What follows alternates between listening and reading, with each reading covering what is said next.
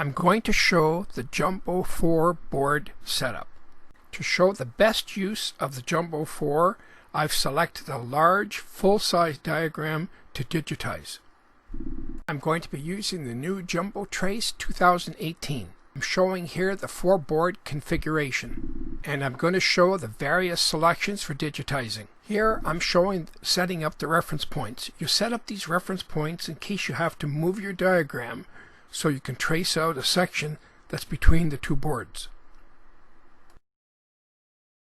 Using Jumbo Trace 2018, I've selected tracing polylines, and I'm going to start with the top portion of the diagram.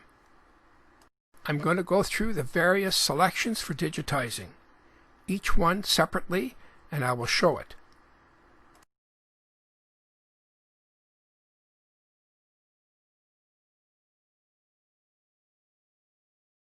After I trace out each section, I save the file. That way, if a mistake is made, I can reload that file, or I can just use the edit command and change that mistake. This part of the diagram has an octagon and a star, and I will show how I trace those out.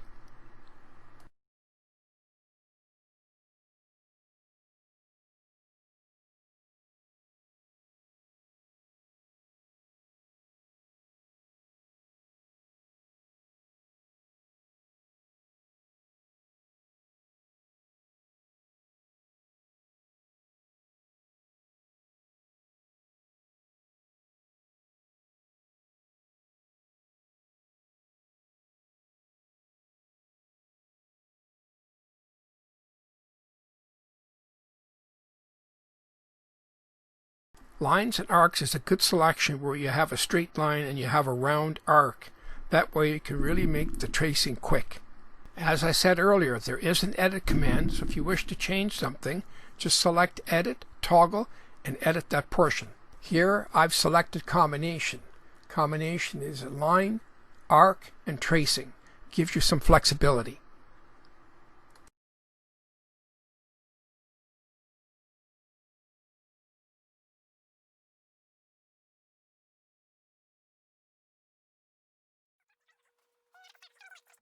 Here I'm showing the point selection. Now I'm going to trace out the rectangular strip, and I'll be using tracing polylines. Here I'm going to be using the circle command.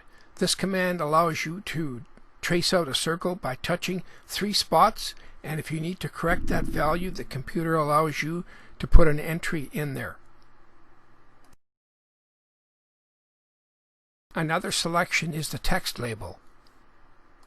I selected tracing here, and I'm tracing out that rectangular strip.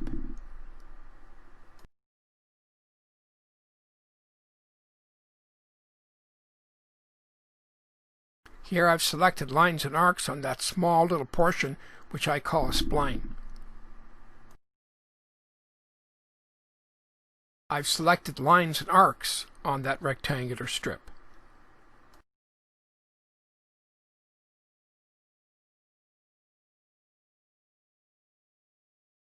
Here I've tried the point selection, which just shows points on the diagram.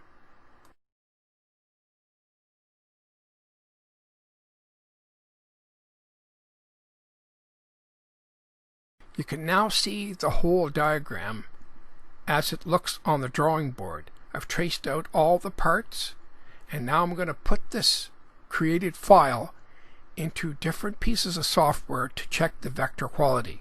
The first one's going to be Vectric Aspire 10.5. We're going to have a look at the vectors and run it through the simulator. Again, I've loaded the same file into a CAD viewer to check it. And then I loaded that file into Corel Draw to have a look at the nodes. Finally, I loaded that completed file into an AutoCAD.